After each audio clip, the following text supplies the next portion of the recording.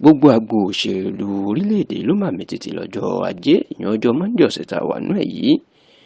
tí í ṣe ọjọ́ 13 oṣù karùn-ún nígbà tí olùdíje fún ipò ààrẹ lábẹ́ ẹgbẹ́ òṣèlú Labour Party ọ̀gbẹ́ni Peter Gregory Obi tó ṣàbẹ̀wò sí igbákejì ààrẹ tẹ́lẹ̀ lórílẹ̀-èdè yìí tó díje du ipò ààrẹ lábẹ́ ẹgbẹ́ òṣèlú People's Democratic Party PDP lọ́dún tó kọjá ìyẹn waziri ìlú Adamawa Alhaji Atiku Abubakar ní ìlú Àbújá tú àṣírí ìpàdé tí Peter Obi ṣe pẹ̀lú àwọn alágbára míì náà tó sì ti tú sí tẹlifíṣàn Yorùbá Tòótọ́ lọ́wọ́. Ẹ rántí wípé látìgbà tí ètò ìdìbò ọdún tó kọjá ti lọ kò tíì sí ìta gbangba kò tíì sí ibi tí Àtíkù àti Peter Obi ti pàdé níta gbangba bó wá jẹ́ pé wọ́n pàdé lẹ́yìn kò sẹ́ni tó rí eléyìí ṣùgbọ́n ìpàdé àkọ́kọ́ tí wọn yóò ṣe tí wọn yóò fi síta ó ní ti ìpàdé ọjọ́ Monday ọjọ́ Ajé ọ̀sẹ̀ tá a wà yìí tó sì jẹ́ pé lẹ́yìn tí Peter Obi ṣàbẹ̀wò sí Àtíkù ó tún ṣàbẹ̀wò sí gómìnà tẹ́lẹ̀ ní ìpínlẹ̀ Kwara àti ààrẹ ilé ìgbìmọ̀ asòfin àgbà tẹ́lẹ̀ l'Àbújá sẹ́nitọ̀ Bukola Saraki gómìnà tẹ́lẹ̀ ní ìpínlẹ̀ Jigawa Alhaji Sule Lamido àti gómìnà tẹ́lẹ̀ ní ìpínlẹ̀ Sokoto Alhaji Attairu Bafarawa gbogbo àwọn èyí ni Peter Obi ṣàbẹ̀wò sí tó sì bá wọn ṣèpàdé ní ilé oníkọ̀ olúkúlùkù wọn ní ìlú Àbújá. Ǹjẹ́ kí ni àṣírí tó wà ní ìpàdé náà? Kí ni tí wọ́n jọ sọ o? Bó tilẹ̀ jẹ́ pé àwọn ọmọlẹ́yìn àwọn méjèèjì àwọn agbẹnusọ wọn ti ń sọ̀rọ̀ wípé ọ̀rọ̀ bí wọn yóò ṣe gba Nàìjíríà lọ́wọ́ ẹgbẹ́ òṣèlú APC àti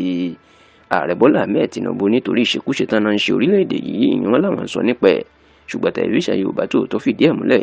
látọ̀dọ̀ àwọn tó súnmọ́ àwọn alágbára pé ọ̀rọ̀ òṣèlú ọdún 2027 tó kù ọdún mẹ́ta lásìkò yìí ni wọ́n ń sọ o.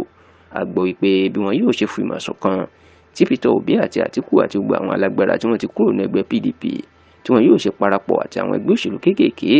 láti kojú ẹgbẹ́ òṣèlú APC ni wọ́n ń sọ̀rọ̀ nípa ẹ̀ o. Ṣùgbọ́n tẹlifíṣàn Yorùbá Tòótọ́ fìdí ẹ̀ múlẹ̀ pé odó tí wọn yóò dọ̀rùn ńlá síbà wọn ò tí ì mọ̀ o wọn ò tí ì mẹ́ni tí wọn yóò fi ṣe olùdíje fún ipò ààrẹ àti igbákejì ẹ̀ nítorí pé wọ́n sì ló wu Àtíkù Abubakar láti ṣe ààrẹ orílẹ̀-èdè lọ́dún 2027 ṣùgbọ́n tí wọ́n ní Peter Obi mọ̀ páwọn ọmọlẹ́yìn ẹ̀ wọn ò ní gbà kó lọ ṣe igbákejì Àtíkù nítorí pé Àtíkù yóò ti dàgbà gidigidi lọ́dún náà àti wípé àwọn ọmọlẹ́yìn Peter Obi àtàwọn tó ń ṣàtìlẹ́yìn fún wọn ò ní fẹ́ kó bá irú àwọn Àtíkù kó lọ máa ṣe igbákejì lẹ́yìn wọn ò sì ní fẹ́ kó bá àwọn tí wọ́n rí gẹ́gẹ́ bí oníjẹgúrú jẹrà olóṣèlú kó bá wọn ṣàṣepọ̀. Ṣá o bó tilẹ̀ jẹ́ pé wọ́n ṣẹ̀ṣẹ̀ bẹ̀rẹ̀ ìjíròrò lórí bí wọn yóò ṣe fi máa ṣọ̀kan láti gbàjọba lọ́wọ́ ẹgbẹ́ òṣèlú All Progressives Congress àti ààrẹ Bọ́lá Ahmed Tinubu ni ṣùgbọ́n ọ̀rọ̀ náà kò tí ì lójú báyìí o wọ́n sì wà lẹ́nu ẹ̀ tí àṣírí ìpàdé náà tó sì dá lórí pé wọn yóò ṣe pé gbogbo ẹgbẹ́ òṣèlú kéékèèké